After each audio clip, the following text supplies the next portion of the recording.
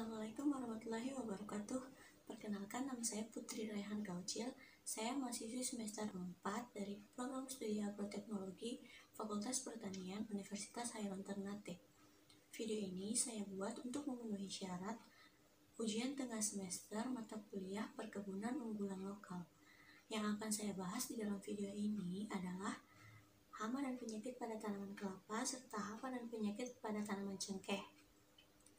Yang pertama, hama dan penyakit pada tanaman kelapa. Kita akan membahas apa saja jenis-jenis hama dan penyakitnya, bagaimana gejala-gejalanya, serta bagaimana cara pengendaliannya. Langsung saja, hama perusak pucuk atau kembang nyiur, atau dengan nama ilmiah yaitu Oryctes rhinoceros. Ciri-ciri kumbang nyiur atau Oryctes rhinoceros ini adalah bentuk kumbang dengan ukuran 20-40 mm, berwarna hitam, dan memiliki cula pada kepalanya.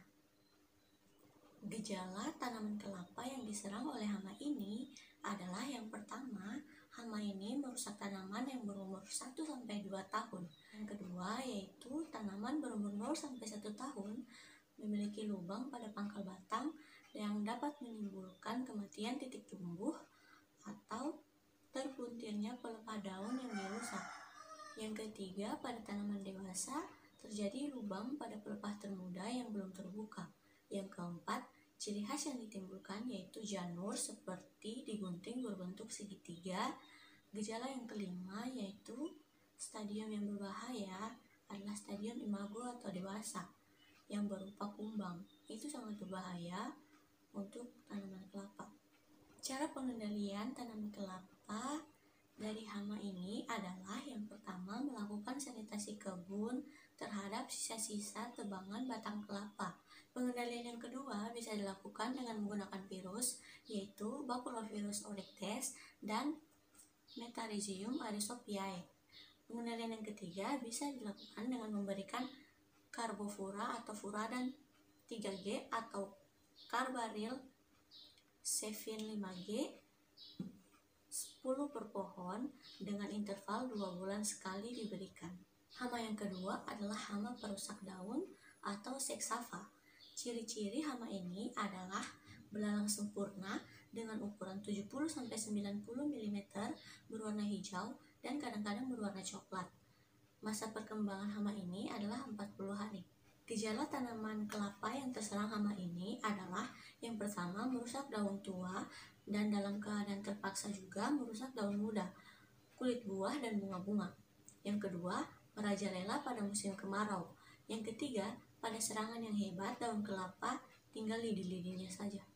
Cara pengendalian tanaman kelapa yang diserang hama ini adalah yang pertama, dengan cara mekanis yaitu menghancurkan telur dan nimfanya, menangkap belalang untuk menghalangi betina bertelur di pangkal batang dan nimfa yang akan naik ke pohon. Yang kedua bisa dilakukan dengan cara kultur teknis yaitu menanam tanaman penutup tanah atau LCC, misalnya Centrocerna sp, Calopogonium sp, dan lain sebagainya. Yang ketiga dengan cara kemis yaitu menyemprot salah satu atau lebih insektisida seperti BHC atau Endrin 19,2 EC dengan takaran 2 cc per liter air. Menyemprotkan di sekitar pangkal batang sampai tinggi 1 meter. Tanah di sekitar pangkal batang diameter 1,5 meter, 6 liter per pohon. Insektisida lain yang dapat digunakan yaitu Sumition 50 EC, Surecide 25 EC, Basudin 90 SC, atau Elsan 50 EC. Yang keempat yaitu dengan cara biologis. Caranya menggunakan parasit Leishmansia bicolor. Namun cara ini masih belum memuaskan. Selanjutnya kita akan membahas tentang penyakit pada tanaman kelapa. Yang pertama adalah penyakit yang menyerang bibit yaitu penyakit bercak daun atau brown leaf. Penyebab penyakit ini yaitu cendawan Helminthosporium incurvatum. Gejala penyakit ini adalah yang pertama, pada permukaan daun akan timbul bercak-bercak kecil yang kemudian bertambah besar dan akan berubah warna menjadi coklat tua. Yang kedua, bercak-bercak tersebut kemudian akan berubah menjadi lonjong dan memanjang. Selanjutnya pengendaliannya adalah dengan cara menyemprotkan bibit tanaman muda yang baru dipindahkan dengan fungisida difolatan 4F, ditane M45 atau dakoril 75 WP. Selanjutnya adalah penyakit yang menyerang tanaman yang menghasilkan, yaitu penyakit busuk pucuk atau bud rot. Penyebab penyakit ini adalah cendawan Phytophthora palmivora, Erwinia sp, Bacillus sp, gangguan fisiologis, dan akibat sambaran petir. Gejala penyakit ini yang pertama, pucuk atau tunas bakal daun akan mengalami pembusukan sebelum sempat tumbuh keluar. Pembusukan akan menjalar ke bagian lainnya.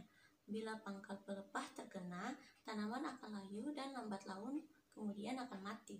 Gejala yang kedua yaitu pada tanaman tua, mahkota kelihatan menguning dan lambat laun akan berguguran mulai dari ujung. Buah-buah yang masih muda kemudian rontok. Pada kerusakan yang berat, mahkota daun gugur seluruhnya.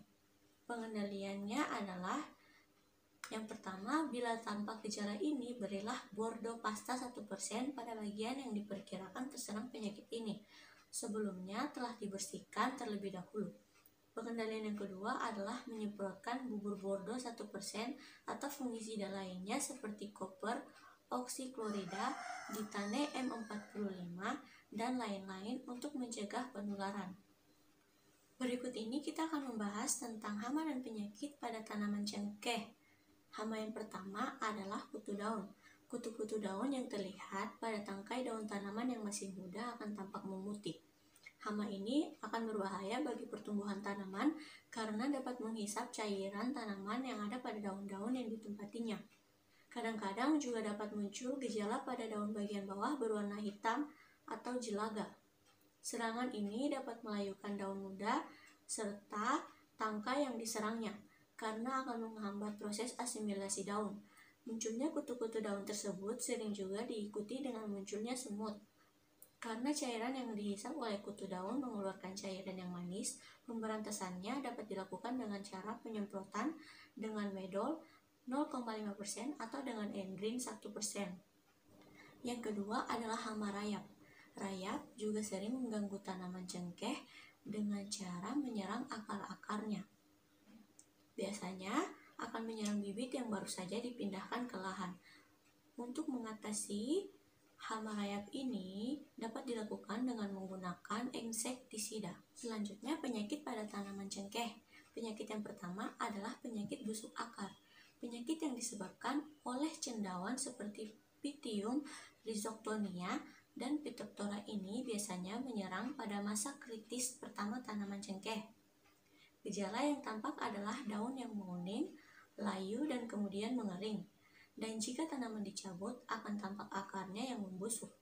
Anjuran mengatasi penyakit busuk akar ini yang pertama secara teknis, yaitu tanaman akan dicabut dan kemudian dibakar agar tidak menyebar ke tanaman yang lainnya.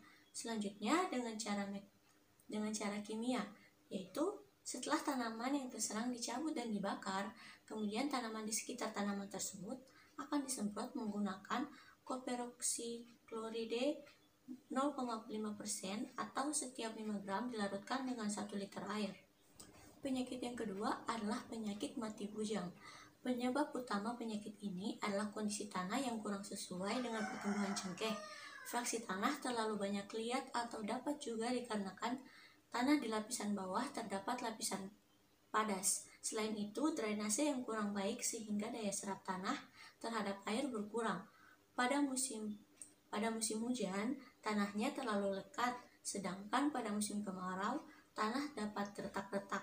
Biasanya kondisi ini muncul setelah masa panen, di mana tanah di sekitar batang tanaman akan menjadi padat dan becek pada saat melakukan panen. Akibat yang ditimbulkan adalah tanaman akan mati karena kekurangan oksigen, dan pada saat becek, akar akan menderita keracunan sehingga penyerapan zat hara dapat dikatakan terhenti. Gejala penyakit ini dicirikan dengan daun-daun di bagian pucuk layu berwarna hijau suram, kemudian berubah warna menjadi kuning dan akhirnya rontok, serta tanaman pun akan segera mati. Untuk mencegah penyakit ini, dianjurkan untuk memilih tanah yang cocok. Untuk tanaman cengkeh dilakukan pengolahan tanah yang baik, serta dilakukan persemaian dengan cara penanaman yang tepat. Sekian video dari saya, mohon maaf jika terdapat kesalahan dan kekurangan. Semoga video ini dapat memenuhi syarat ujian tengah semester mata kuliah perkebunan unggulan lokal. Terima kasih. Wassalamualaikum warahmatullahi wabarakatuh.